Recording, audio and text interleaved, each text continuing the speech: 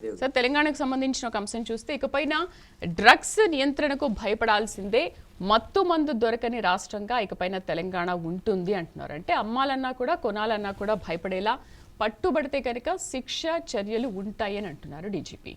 So అసలు drugs నియంత్రణ అనేది ఎంతవరకు సాధ్యమవుతుంది?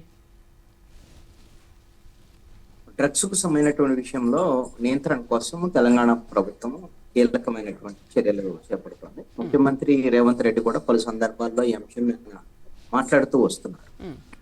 ప్రధానంగా దీని మీద ప్రజల్లో యువతలో అవగాహన కల్పించడం, మొత్తం మందుకు డ్రగ్స్ కి దూరంగా ఉండేటువంటి విధంగా వాళ్ళలో అవగాహన కల్పించి చైతన్యవంతం చేసి చేయటం ఒక మార్గం. రెండవది ఏంటి అని అంటే మత్తు మందు వీటికి సంబంధించిన డ్రగ్స్ ఎవరైతే సరఫరా చేసేటువంటి వాళ్ళు ఉన్నారో దానికి సంబంధించినటువంటి వాళ్ళ మీద చర్యలు, కఠినమైనటువంటి చర్యలు తీసుకోవడం. అదేవిధంగా నేరాలకు పాల్పడేటువంటి వాళ్ళకి కఠినమైనటువంటి శిక్షలు పడేటువంటి విధంగా చూడడం. దీనికి డ్రగ్స్ కు సంబంధించినటువంటి అంశం ఏమిటంటే అది కేవలం స్థానిక అంశానికి సంబంధించినటువంటి వ్యవహారం మాత్రమే కాదు, అది జాతీయ అంతర్జాతీయ స్థాయిలో ఉండేటువంటి నేరాలకు సంబంధించినటువంటి అంశం. ఇతర దేశాల నుంచి ఇక్కడికి డ్రగ్స్ వస్తున్నటువంటి సందర్భాలు చాలా ఉన్నాయి. ఎక్కువ మంది ఈ డ్రగ్స్ సరఫరా చేసేటువంటి వాళ్ళు, కీలకమైనటువంటి వాళ్ళు నైజీరియా, ఇతర దేశాల నుంచి వచ్చేటువంటి వాళ్ళే ఉన్నారు.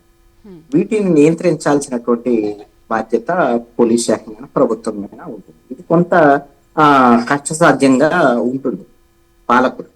ఇలాంటి ప్రయత్నాలు అయితే ప్రారంభమయ్యాయి. ఇప్పుడు ఇంతకుముందు బీఆర్ఎస్ ప్రభుత్వం ఉన్నప్పుడు సందర్భంలో కూడా కొన్ని చర్యలు తీసుకున్నారు. కానీ అప్పుడు జరిగినటువంటిది ఏంటి అంటే డ్రగ్స్ కు సంబంధించినటువంటి విషయంలో కేవలం సినిమా యాక్టర్స్, సినిమా రిలేటెడ్ సంబంధించినటువంటి వాటి మీద ఎక్కువ దృష్టి సారించడం, వాటి మీద కేసులు నమోదు చేయటము, ఆ విధంగా చర్చ జరిగినటువంటి పరిస్థితి. ఆ తర్వాత పోలీసులు పెట్టినటువంటి కేసులు కోర్టులో నిలబడినటువంటి పరిస్థితి. ఇప్పుడు కాంగ్రెస్ ప్రభుత్వం వచ్చిన తర్వాత కూడా ఈ డ్రగ్స్ నియంత్రణ మీద కాంగ్రెస్ ప్రభుత్వం కూడా సీరియస్ గానే చర్యలు తీసుకున్నది. దీని మీద ప్రత్యేక కార్యాచరణ కూడా ప్రకటించింది. దీనికి సినిమా వాళ్ళ సహకారం కూడా కావాలని ముఖ్యమంత్రి రేవంత్ రెడ్డి మాట్లాడినటువంటి మాటలు మనం చూసాం. అంటే సినిమా వాళ్ళు అంటే సినిమా వాళ్ళు ఏంటి అని అంటే వాళ్ళు ఎక్కువ మంది ప్రజలు సినిమా మాధ్యమానికి ఎక్కువ కనెక్ట్ అయ్యి, అది ఒక ఎంటర్టైన్మెంట్ కి సంబంధించినటువంటిది. కాబట్టి ఒక సినిమా హీరో గాని, సినిమా యాక్టర్స్ ఎవరైనా సరే ఏదైనా విషయాలు చెప్తే ఆ ఫ్యాన్స్ కానివ్వండి, లేకపోతే ప్రజలు కానీ వినటానికి అవకాశం ఎక్కువగా ఉంటుంది. కాబట్టి వాళ్ళ ద్వారాగా ఈ విధమైనటువంటి యాంటీ డ్రగ్స్ సంబంధించినటువంటి ప్రచారం చేసేటువంటి విషయంలో కొంత ప్రభుత్వం చొరవ తీసుకున్నటువంటి ప్రయత్నాలు చేస్తుంది. Sir, not only celebrities sir, అంటే ఇప్పుడు స్పోర్ట్స్ ప్లేయర్స్ కానీ, చెస్ ప్లేయర్స్ కానీ ఎవరైనా కూడా ఈ సెలబ్రిటీస్తో సహా చాలామంది దీని మీద అవగాహన పెంచడానికి ఎంత పబ్లిసిటీ చేసినప్పటికీ కూడా డ్రగ్స్ నియంత్రణ అనేది సాధ్యపడట్లేదు. సో బీఆర్ఎస్ ప్రభుత్వం ఆయన నుంచి చేస్తున్నారు, ఇప్పుడు మళ్ళీ కొత్తగా చేస్తున్నప్పటికీ కూడా ఇంకా డ్రగ్స్ పెరిగిపోతూనే ఉంది, కానీ ఎక్కడ తగ్గే అవకాశాలు కనిపించట్లేదు. బట్ ఎందుకు డ్రగ్స్కి ఎందుకు ఇంతగా బానిస అవుతున్నారు అనుకోవచ్చు? ఇక్కడ ఒక అంశం అండి, యువత పాశ్చాత్య సంస్కృతికి అలవాటు పడుతున్నటువంటి పరిస్థితులు ఉన్నాయి. ఇప్పుడు ఒకవైపున పబ్ కల్చర్ పెంచుతూ, ఇంకొక వైపున పాశ్చాత్య సంస్కృతి, ఆ విధంగా పార్టీలు చేసుకునేటువంటి సంస్కృతి, ఇలాంటి పెరుగుతున్నటువంటి నేపథ్యం. పబ్బులకు పర్మిషన్ ఇస్తున్నారు, పబ్బుల్లో మరి డ్రగ్స్ సంబంధించినటువంటి విషయాల్లో ఇలాంటి విచ్చలవిడితనం పెరుగుతున్నటువంటి పరిస్థితి. మరి దాన్ని నియంత్రించడం అనేటువంటిది ఇప్పుడు కష్టసాధ్యంగా మారుతున్నటువంటి పరిస్థితి. ఈ విధమైనటువంటి పాశ్చాత్య సంస్కృతి వైపు మొగ్గు చూపుతున్నటువంటి పరిస్థితుల్లో యువతరం వాళ్ళని డ్రగ్స్ వైపు వెళ్లకుండా నియంత్రించడానికి వాళ్ళల్లో కొంత చైతన్యం తీసుకురావటం, డ్రగ్స్ ద్వారాగా వచ్చేటువంటి వాళ్ళ ఆరోగ్య సమస్యలు, అదేవిధంగా సామాజిక సమస్యలు చాలా ఉన్నాయి. దాన్ని ఇలాంటి అంశాలన్నిటి మీద కూడా వాళ్ళని కొంత సెన్సిటైజ్ చేయాలి యువతని. ఆ బాధ్యత ప్రభుత్వాల మీద ఉంటుంది. అదేవిధంగా కఠినంగా వ్యవహరించాల్సినటువంటి బాధ్యత పోలీస్ శాఖ మీద కూడా ఉంటుంది. అయితే ఇవన్నీ కూడా ప్రచారం చేసేటప్పుడు ప్రభుత్వాలు కానీ, పోలీస్ శాఖలో ప్రచారం చేస్తున్నాయి, కానీ నియంత్రణ విషయంలో కొంత కఠినంగా వ్యవహరించడంలో విఫలం అవుతున్నారేమోనని అనిపిస్తుంది. కేవలము కొన్ని కేసులు, సెలబ్రిటీస్ కు సంబంధించినటువంటి కేసులు వచ్చినప్పుడు హడావుడి జరుగుతుంది ప్రభుత్వాల వైపు నుంచి, పోలీస్ శాఖ వైపు నుంచి. ఆ తర్వాత మళ్ళీ దాని మీద అంత కఠినమైనటువంటి చర్యలు ఉండటం. దీనివల్ల కొంత ఈ విచ్చలవిడితనం పెరుగుతుందని అనిపిస్తుంది. సో అంటే దీనికి ఎటువంటి పటిష్టమైన చర్యలు చేపడితే ఇది నియంత్రణలోకి వస్తుందంటారు ప్రభుత్వం?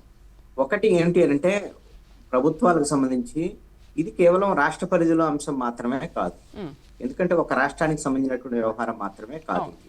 ఇది. హైదరాబాద్ అంటే ఇప్పుడు అంతర్జాతీయ స్థాయిలో నగరం కూడా డెవలప్ అవుతుంది. ఆ డెవలప్ అవుతున్నటువంటి నేపథ్యంలో ఈ సంస్కృతులన్నీ కూడా పెరుగుతాయి.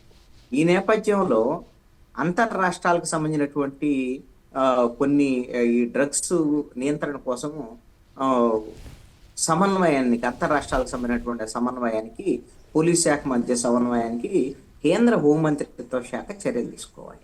సపోజ్ ఇప్పుడు ఆ, నక్సలైట్లకు సంబంధించినటువంటి సమస్య, దాని నియంత్రణ కోసము ఉమ్, ఇప్పుడు కేంద్ర హోంమంత్రిత్వ శాఖ ఏ విధంగా అయితే చర్యలు తీసుకొని నక్సల్ ప్రభావిత రాష్ట్రాలకు సంబంధించినటువంటి విషయాల్లో వాళ్ళందరినీ సమన్వయం చేసి ఆ నిరోధక చర్యలు ఏ విధంగా అయితే చేపట్టినటువంటి పరిస్థితుల్లో ఇప్పుడు మంచి ఫలితాలు నేను తీసుకొచ్చింది కదా కేంద్ర హోంమంత్రిత్వ శాఖ ఆ చొరవ తీసుకోవటం వల్ల. అవును. అలాగనే ఇప్పుడు ఇప్పుడు హైదరాబాదు, చెన్నై, బెంగళూరు, అదేవిధంగా ఆంధ్రప్రదేశ్, ఇట్లా కొన్ని రాష్ట్రాల ప్రధానమైనటువంటి పట్టణాల్లో ఈ మెట్రోపాలిటన్ సిటీస్ లో ప్రధానంగా ఈ డ్రగ్ కల్చర్ అనేటువంటిది పెరుగుతున్నటువంటి పరిస్థితులు ఉన్నాయి. ఈ పరిస్థితుల్లో కేంద్ర హోంమంత్రిత్వ శాఖ చొరవ తీసుకొని ఈ మెట్రోపాలిటన్ సిటీస్ కు సంబంధించినటువంటి పోలీస్ కమిషనర్లతో ప్రత్యేకంగా ఒక సమావేశం నిర్వహించి దీనికి దేశవ్యాప్తంగా ఈ డ్రగ్ సంబంధించినటువంటి నిరోధక చర్యలకి ఎలాంటి చర్యలు తీసుకోవాలనేటువంటి దాని మీద దీనికి కేంద్ర ప్రభుత్వ సహకారం వైపు నుంచి కూడా ఉండాల్సినటువంటి పరిస్థితులు ఉంది. దీంతో పాటుగా ఇతర దేశాల నుంచి ఇప్పుడు సముద్ర మార్గం ద్వారా కానీ ఇతర మార్గాల ద్వారా కానీ మనకు డ్రగ్స్ సరఫరా అవుతున్నటువంటి పరిస్థితులు. దాన్ని నియంత్రించాల్సినటువంటిది ఎవరు? కేంద్ర ప్రభుత్వం. అవును. ఆ కేంద్ర ప్రభుత్వం ముందు ఇతర దేశాల నుంచి వచ్చే డ్రగ్స్ సరఫరా నిరోధించగలిగితే ఇక్కడ అందుబాటులో ఉండదు కదా. ఈ విధమైనటువంటి ప్రయత్నాలు ఇటు రాష్ట్ర ప్రభుత్వాలు, కేంద్ర ప్రభుత్వాలు కలిసి సమన్వయంతో పనిచేయాల్సినటువంటి అవసరం ఉంది. అప్పుడు మాత్రమే సాధ్యమయ్యేటువంటి అవకాశం ఉంటుంది.